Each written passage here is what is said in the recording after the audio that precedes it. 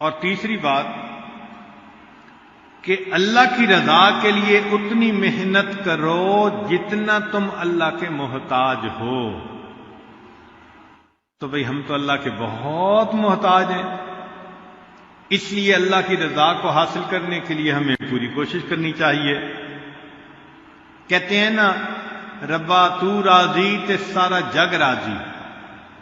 جس بندے سے اللہ راضی ہو جاتے ہیں سارا جگ اس سے راضی ہو جاتا ہے، اور جس سے اللہ ناراض ہو جاتے ہیں ساری دنیا ناراض ہو جاتی ہے.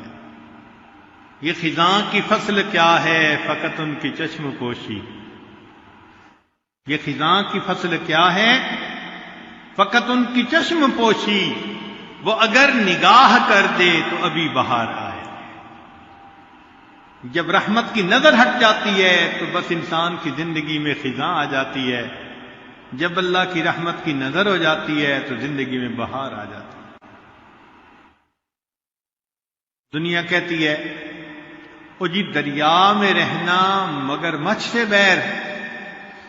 اس کا مطلب کیا کہ اگر دریا میں رہنا ہو تو مگر مچھ کے ساتھ بیر اچھا نہیں ہوتا.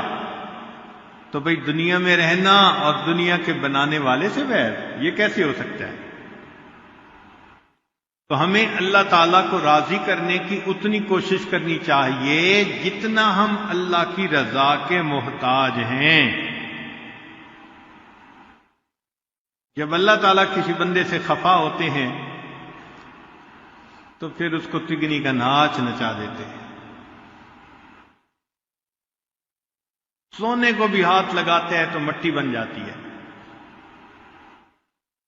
ذلتیں ملتی ہیں، انسان گھر بیٹھے بٹھائے ذلیل ہو جاتا ہے.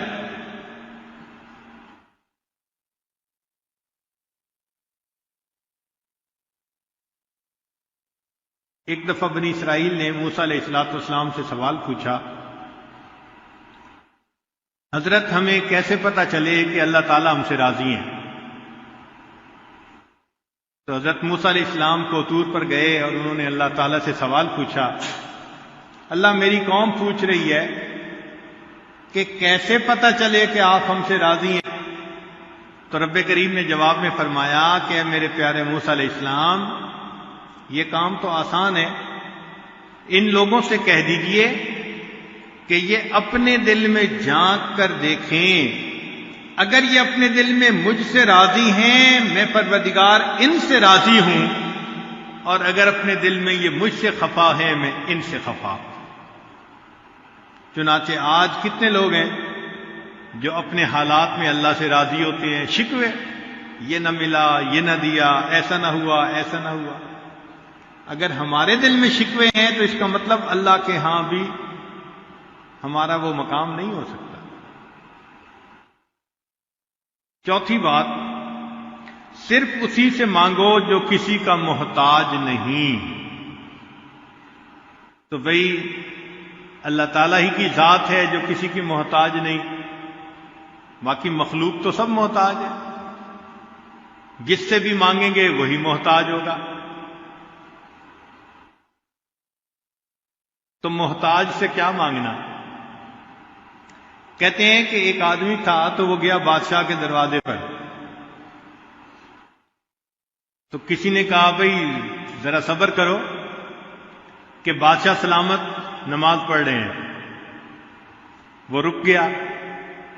تھوڑی دیر بعد پوچھا بھئی اب فارغ ہوئے؟ کہنے لگا نہیں ابھی وہ دعا مانگ رہے ہیں. تو اس نے دل میں سوچا کہ جب خود بادشاہ ہی اللہ سے مانگ رہا ہے تو میں اس بادشاہ کے دروازے کے مانگنے کے لیے کیوں آیا؟ مجھے بھی چاہیے میں بھی اللہ سے مانگوں. تو فرمایا کہ صرف اسی سے مانگو جو کسی کا محتاج نہیں.